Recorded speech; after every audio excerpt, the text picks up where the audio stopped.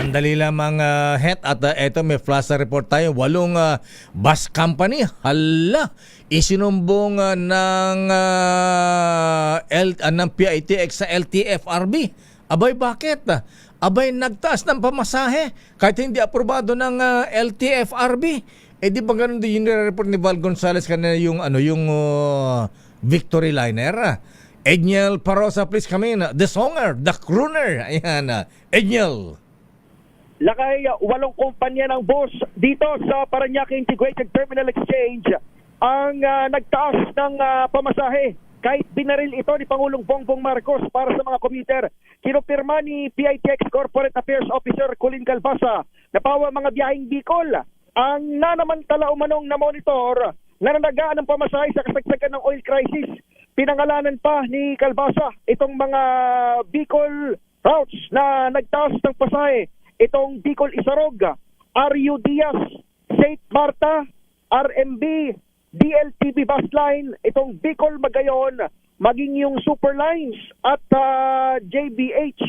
May mga nakausap tayo, Lakay, na mga pasahero. Ang kinakwento nila kahapon dahil sa dagsa ng mga pasahero bago pa man itong long weekend, yung pamasahe papuntang Sorsogon halimbawa na 1,350 ang singil sa kanila kahapon ay 1,700 na.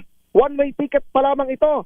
Dahil dito ay inireport na ito ng PITX sa Land Transportation Franchising Regulatory Board na sila namang nag-took cognizance daw ngayong umaga.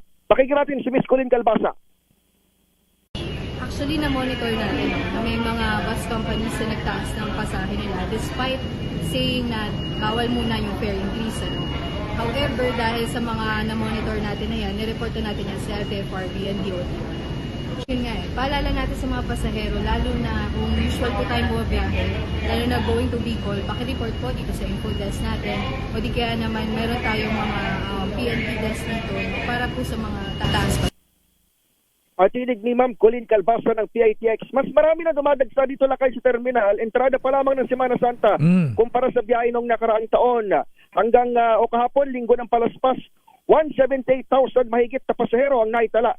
Habang kumpara sa 165,000 mahigit lamang sa kaparehong period ng 2025.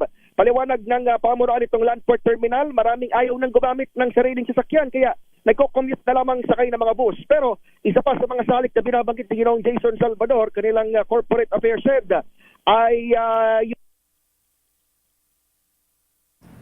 dahilan ng mas paradaring pasahero dito sa Landport Terminal. Ako sa Edniel Edniel. Yes, Takay. Magkanong increase nung pamasahe papuntang Bicol? Ayan, pati DLTV tsaka Super Lines nagtaas din. Malalaking kumpanya ang mga ito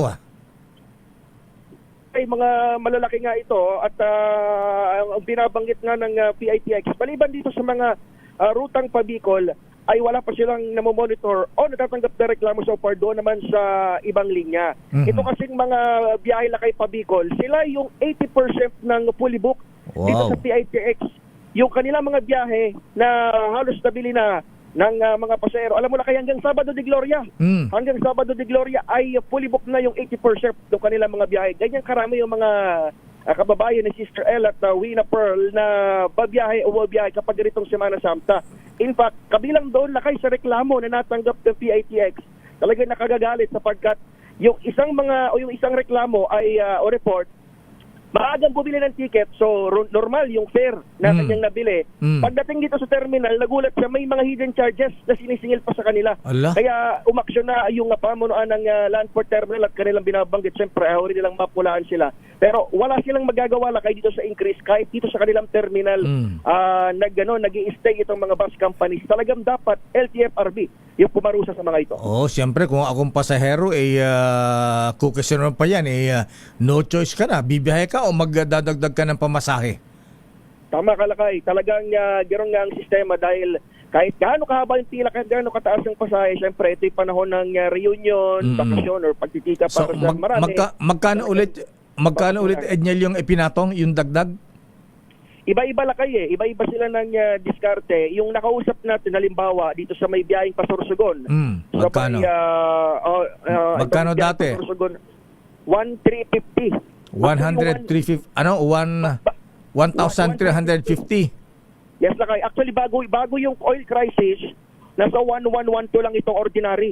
Ba? Naging 1350 na, tapos kahapon, nung grabe raw yung dagsa ng mga pasero, 17 daw ang sinisigil Ala. na kahit ng kumpanya. Ang laki naman. Pero, Oo. siyempre, malamang kapag tinanong natin itong mga ticketing seller o ticket seller, hindi nila aminin.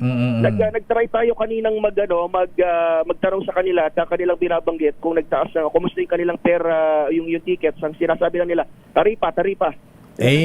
Malalaman niya naman Edniel sa resibo 'di ba? Pagka nagbayad ka, 'di ba? May resibo 'yan. Malalaman mo doon kung magkano. Oo. Ito na nga, Lakay.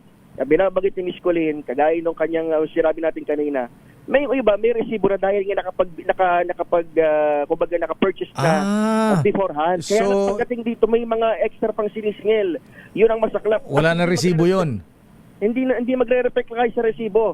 Kaya ngayon ay inareklamo na ng PITX dito sa LTFRB. Okay, isa na lang Edniel. Sa Biyernes Santo ba may biyahe ba ang mga bus sa PITX? Meron pala kay. Meron pa rin. Meron pa mga biyahe. In fact, kung dami ng bus ang tatanungin, bagamat kumonti nga dahil doon sa, syempre, crisis din yung mga kumpanya, may mga inaprubahan na LTFRB papunta rito sa PITX. At in fact, sabi ko nga kanina, yung Bicol alone, meron silang fully booked na rin yung ibang sakay nila o yung ibang biyahe nila. Even hanggang Sabado de Gloria. Kasi Biyernes Santo, Black Saturday, meron pa rin Lakay dito sa Parañaque Integrated Terminal Exchange. Okay nga, Rud. Maraming salamat, Edniel. Wala rito sa PITX, ako sa Edniel Parrosa, Laser H. Una sa Pilipinas, una sa Pilipino.